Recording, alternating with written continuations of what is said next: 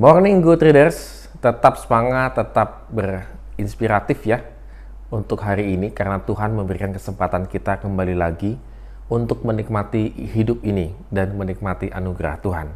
Dan kita lanjutkan di Nehemia 1 ayat 1 sampai dengan yang ke-11. Yes, ini sudah kitab yang baru dan kalau kita hitung-hitung dari kitab Hakim-Hakim sampai ke Nehemia, maka ini adalah kitab yang ke-10.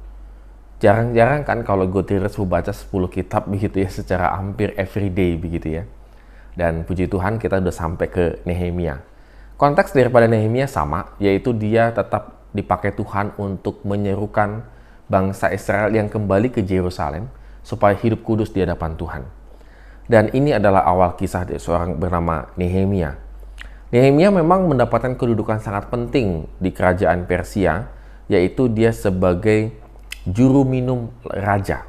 Wah, ini kalau namanya juru minum raja, maka sebelum apapun yang akan diminum oleh raja ataupun mungkin makanan sampai ke makanan begitu ya, itu dia harus mencicipinya terlebih dahulu.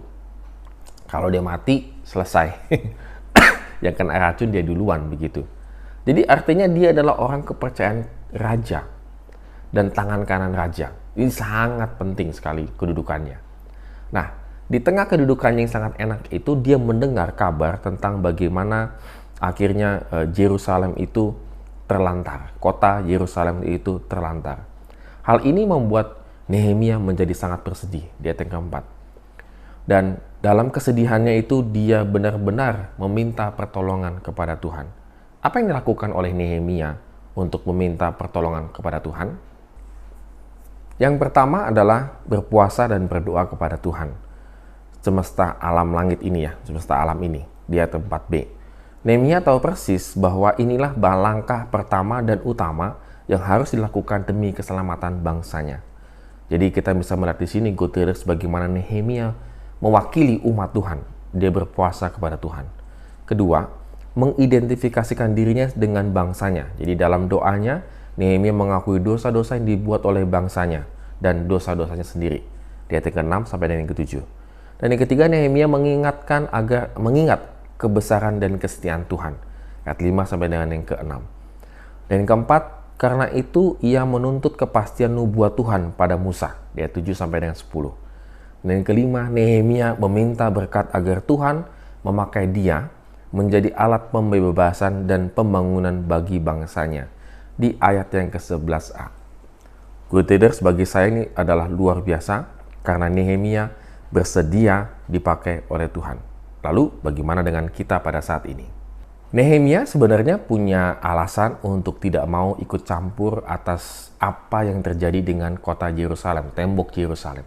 Dia bisa punya alasan itu karena hidupnya sudah sangat enak.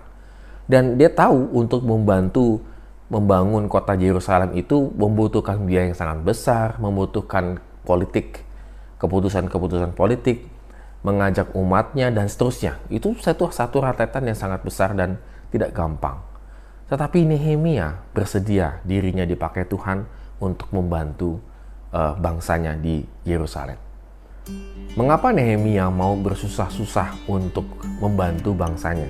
Padahal dia punya kedudukan yang enak di kerajaan Persia, yaitu juru minum raja, pasti kaya dan orang kepercayaan raja. Mengapa? Karena ketika dia membantu bangsanya, justru dia semakin mengenal Tuhan. Dengan berpuasa, dia semakin dekat dengan Tuhan. Dengan berharap, dengan mengingat kasih Tuhan sepanjang hidupnya, justru dia semakin mengenal siapa Tuhan yang ia sembah. Oleh karena itu, Good Readers, demikian juga dengan kita. Ketika kita membantu orang lain, ketika kita mengasihi orang lain, sebenarnya itu adalah bagian daripada kita mengenal siapa Tuhan kita. Jika kita tertutup untuk menolong orang lain, maka sebenarnya kita belum mengenal siapa Tuhan kita. Mari Good Readers, kita renungkan firman Tuhan hari ini supaya menjadi kekuatan dan juga pengharapan di dalam kehidupan kita. Amin. Have a nice day and God bless us.